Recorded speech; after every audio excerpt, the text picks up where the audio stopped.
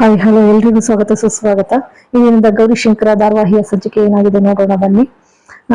ಇತ್ತ ಸುನಂದ ಗರ್ಭಿಣಿ ಆಗಿದ್ದಾಳೆ ಎನ್ನುವಂತ ವಿಚಾರವನ್ನ ರಹಸ್ಯವಾಗಿಡ್ಲಿಕ್ಕೆ ಪ್ರಯತ್ನ ಪಡ್ತಾರೆ. ಯಾಕೆಂದ್ರೆ ಹಿಂದೆ ದುರ್ಘಟನೆ ನಡೆದಿರೋದ್ರಿಂದ ಅವಳ ಮೇಲೆ ಆ ಕೊಲೆಯ ಪ್ರಯತ್ನ ನಡೆದಿರೋದ್ರಿಂದ ಭಯಭೀತರಾಗಿ ಎಲ್ರೂ ಕೂಡ ಶಂಕರನ್ಗೆ, ಗೌರಿಗೆ ಮತ್ತೆ ಗೌರಿಯ ತವ್ರ ಮನೆಯವ್ರಿಗೆ ಎಲ್ರಿಗೂ ಕೂಡ ಗೊತ್ತಿರ್ತದೆ. ಆದ್ರೂ ಬಚ್ಚಿಡುವಂತ ಪ್ರಯತ್ನದಲ್ಲಿ ಇರ್ತಾರೆ. ಅಷ್ಟರಲ್ಲಾಗ್ಲೇ ಇಲ್ಲಿ ಐಶ್ವರ್ಯ ತನ್ನ ತಂದೆ ತೀರ್ಸ್ಬಿಟ್ಟಿರ್ತಾಳೆ.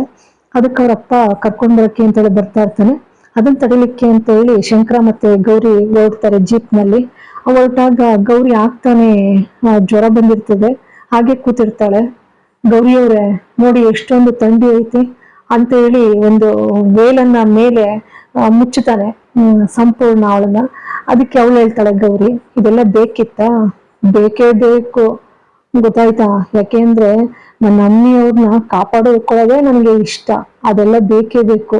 ಜೊತೆಗೆ ಹೆಣ್ಣಿಗೆ ಗೌರವ ಕೊಡ್ಬೇಕು ಅಮ್ಮಿಯವ್ರೆ, ಇದೆಲ್ಲ ಬೇಕೇ ಬೇಕು. ಎಂತ ಟೈಮ್ ಆದ್ರೂ ಸರಿ, ನನ್ನ ಅಮ್ಮಿ ಕಾಯೋದೇ ನನ್ ಕೆಲ್ಸ ಅಂತ ಹೇಳ್ತಾರೆ. ಹೆಣ್ಣಿಗೆ ಗೌರವ ಕೊಡೋನು, ಹೆಣ್ಣನ್ನ ತಾಯಿ ತಂಗಿ ನೋಡೋನು ಖಂಡಿತ ಆ ದೇವ್ರು ಕಾಪಾಡ್ತಾನೆ. ಅಂತದ್ರಾಗೆ ನನ್ನ ಪ್ರೀತಿಯ ಅಮ್ಮಿ ನಿಮ್ಮನ್ ಚಂದಾಗಿ ನೋಡ್ಕೊಂಡ್ರೆ ಇನ್ನು ಟಾಪ್ ಅಲ್ಲಿ ಹೋಯ್ತೀನಿ ನಾನು ಅಂತ ಹೇಳ್ತಾರೆ. ಅವಳು ಕಣ್ಣಿಟ್ಟು ನೋಡ್ತಾ ಇರ್ತಾಳೆ ಅವನನ್ನ. ಬಹಳ ಖುಷಿ ಆಗುತ್ತೆ. ಓದಕ್ಕೆ ಬರೆಯೋಕೆ ಬರ್ಲಿಲ್ಲ ಅಂದ್ರೂ ಒಳ್ಳೆ ರೈತ ಆಗ್ಬೋದು ನೀವು ಅಂತ ಹೇಳ್ತಾಳೆ. ಮೊದ್ಲು ಬಸ್ ಸ್ಟಾಪ್ ಹತ್ರ ಹೋಗ್ಬೇಕು, ನೋಡ್ರಿ ಬಸ್ ಹೋಗ್ಬಿಟ್ರೆ ಕಷ್ಟ ಆಗುತ್ತೆ ಅಂತ ಅಂತಾಳೆ. ಮಾವಯ್ಯ ಬೇರೆ ಅಲ್ಲಿಗೆ ಹೋಗ್ತಿದ್ದಾರೆ.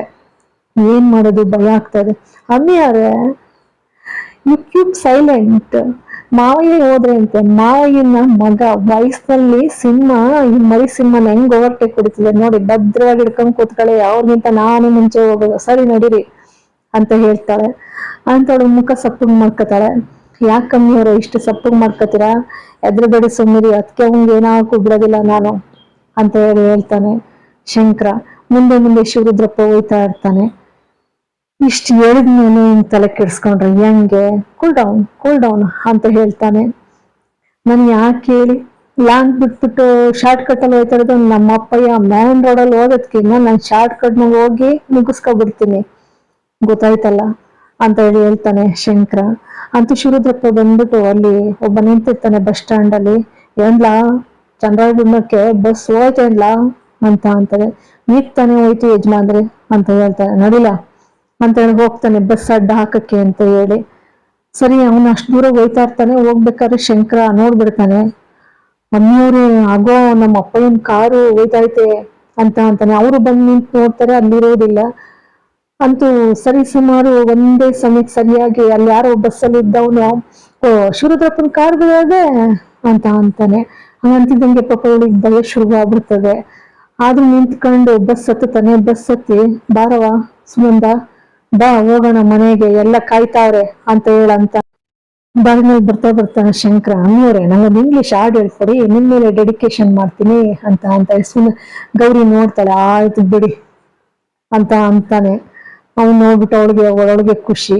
ಇತ್ತ ಅಜ್ಜಿ ಬಂದು ನಿಂತ್ಕೊಂಡು ಫೋನ್ ಮಾಡಕ್ಕೆ ಅಂತ ನಿಂತ್ಕೊತದೆ. ಫೋನ್ ಮಾಡ್ತದೆ ಶಂಕರನಿಗೆ.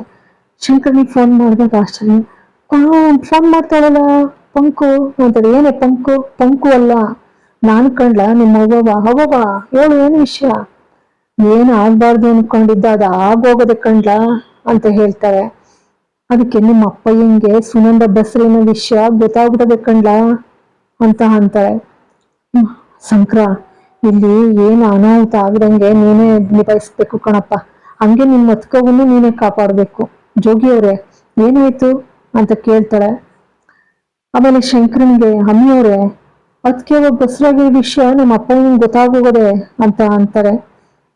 ಹಂಗಂದ್ಮೇಲೆ ಇವನಿಗೂ ಕೂಡ ಗಾಬರಿ ಆಗುತ್ತೆ, ಇವಳಿಗೂ ಗಾಬರಿ ಆಗುತ್ತೆ. ಈಗ ಏನ್ ಮಾಡೋದು ಜೋಗಿಯವ್ರೆ ಅಂತ ಅಂತಾಳೆ. ಮಾವಯ್ಯ ನಮ್ಮ ಮನೆಗೆ ಹೋಗಿರ್ತಾರೆ, ಅಷ್ಟೊತ್ತಿನಲ್ಲಿ ನಾವು ಹೋಗ್ಬೇಕು ಅಂತ ಹೇಳ್ತಾಳೆ. ಅಷ್ಟೊತ್ತಿಗೆ ಗ್ರೀಷ್ಮ ಫೋನ್ ಮಾಡ್ತಾಳೆ. ಗ್ರೀಷ್ಮ ಫೋನ್ ಮಾಡಿ ಸುನಂದಕ್ಕ ಮನೆಯಿಂದ ಹೊರಟುಬಿಟ್ರು ಅಂತ ಹೇಳ್ತಾಳೆ. ಆಮೇಲೆ ಮನೆಯಿಂದ ಹೊರಟು ಅಂದಾಗ, ಅಯ್ಯೋ ಸ್ಟ್ಯಾಂಡರ್ಡ್ ಅಲ್ಲಿ ಎಲ್ಲರೂ ಇರ್ತಾರೆ ನಡೀರಿ ಅಂತ ಹೇಳ್ತಾಳೆ. ಐಶು ಮನೆಯಲ್ಲಿ ಇತ್ತ ಎಲ್ಲ. ಆನಂತರ ಯಾವಾಗ ಗ್ರೀಷ್ಮನು ಕೂಡ ಫೋನ್ ಮಾಡಿ ಹೇಳ್ತಾಳೋ, ಇದು ಹೋಗೋದು ಕೂಡ ಊರ್ಗ್ ಹೋಗೋ ವಿಷಯ ಗೊತ್ತಾಗೋಗ್ಬಿಡ್ತಾ ಅಪ್ಪ ಹಿಂಗೆ, ಹಂಗಾರೆ ಬೇಗ ಹೋಗ್ಬೇಕು ಅಂತ ಹೇಳಿ ಹೊರಡ್ತಾರೆ. ಹೊರಟ್ಮೇಲೆ ಇತ್ತ ಸುನಂದ ಊರ್ಗ್ ಹೋದ್ಮೇಲೆ ಹೆಂಗೋ ಆಯ್ತದೆ ಅಂತ ಹೇಳಿ ಅನ್ಕೊಂಡು ಬಸ್ ಹತ್ತಿರ್ತಾಳೆ. ಆತ ಶಿವರುದ್ರಪ್ಪ ಸ್ಥಳಕ್ಕೆ ತಲುಪ್ಬಿಡ್ತಾನೆ. ಬಸ್ಸಿನ ಮುಂದಕ್ಕೆ ಬಂದು ಅಡ್ಡ ಹಾಕ್ತಾನೆ. ಅಡ್ಡ ಹಾಕಿ ಇಳಿಯವ ಸುನಂದವ್ವ, ನಿನ್ ಬಸ್ರಿನ ವಿಚಾರ ಕೇಳಿದ್ರೆ ನಿಮ್ ಮತ್ತೆ ಓಟ್ ಖುಷಿ ಪಡ್ತಾಳವ. ಕಾಯ್ತಾ ಇರ್ತಾರೆ, ಎಲ್ಲ ಕಾಯ್ತಾವ್ರೆ, ಬಾರವ ಅಂತ ಹೇಳಿ ಕರಿತಾನೆ. ಆದ್ರೂ ಅವಳು ಹಿಂದೆ ಮುಂದೆ ನೋಡ್ತಾಳೆ. ಬಸ್ಸಲ್ಲಿ ಇದ್ದಾರೆಲ್ಲ, ಹೋಗವ ಶಿವರುದ್ರಪ್ಪನಂತ ಮಾವನ್ ಪಡಿಬೇಕಾದ್ರೆ ಪುಣ್ಯ ಮಾಡಿದ್ದೆ, ಹೋಗವ, ಹೋಗು, ಇಳ್ದು ಹೋಗು, ಅಷ್ಟ್ ಹೇಳ್ತಾವ್ರೆ ಅಂತ ಅಂತಾರೆ.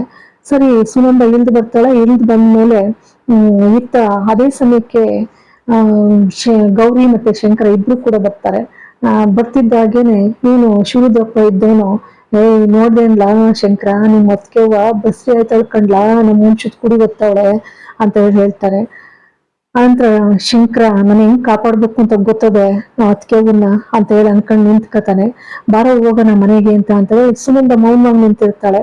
ನಿಂತಾಗ ಅಪ್ಪಯ್ಯ, ಕುಡಿ ಅವ್ರ ನಿರ್ಧಾರ ಅವರೇ ತಗೊಳಕ್ ಬಿಡು, ಯಾಕಿಂಗ್ ಒತ್ತಾಯ ಮಾಡಿಯೇ ಅಂತ ಅಂತಾರೆ. ಹಂಗಂದ್ರೆ ಹೆಂಗ, ನಮ್ಮನೆಗ್ ಕುಡಿ ಹೊತ್ತವಳೆ, ನಮ್ಮನೆಗ್ ಬರ್ದ ಇನ್ನೆಲ್ಗಳ ಓದೋಳು ಅಂತ ಅಂತಾರೆ. ಆನಂತರ ಸುನಂದಂಗೆ ಒಂಥರ ಪರಿಸ್ಥಿತಿ ಸರಿ ಹೋಗಲ್ಲ ಅಂತ ಹೇಳಿ ಕೊನೆಗೆ ಗೌರವ, ನಿನ್ ಮನೆಗ್ ಬಾ, ನಾನು ಹೋಗಿರ್ತೀನಿ ಮನೆಗೆ ಅಂತ ಹೇಳಿ ಹೊರಡ್ತಾಳೆ. ಇತ್ತ ಗೌರಿಗೆ ಆತಂಕ ಆಗುತ್ತೆ. ಅದಕ್ಕೆ ಶಂಕರ್ ಹೇಳ್ತಾನೆ, ಯಾಕೆ ಭಯ ಪಡ್ತೀರಾ ಗೌರಿ ಮಮ್ಮಿಯವರೇ, ನಾನಿಲ್ವಾ ಅದಕ್ಕೆ ಅವ್ನು ಚೆನ್ನಾಗಿ ನೋಡ್ಕೊಳಕ್ಕೆ, ತಾಯಿ ಹೆಂಗ್ ನೋಡೋಳು ನನ್ನ, ನೋಡಿ ಮನೆಗೆ ಹೋಗವ ಬೇಗನೆ, ಏನಾರ ಅನಾಹುತ ಆಗೋದ್ಕಿನ್ನ ಮೊದ್ಲು ಅಂತ ಹೇಳಿ ಹೇಳ್ತಾರೆ. ಸರಿ, ಹೋದ್ಮೇಲೆ ಅವಳು ಪಾರ್ವತಿ ಆರತಿ ಬೆಳಗಕ್ಕಿಂತ ತಗೋಬತ್ತಾಳೆ.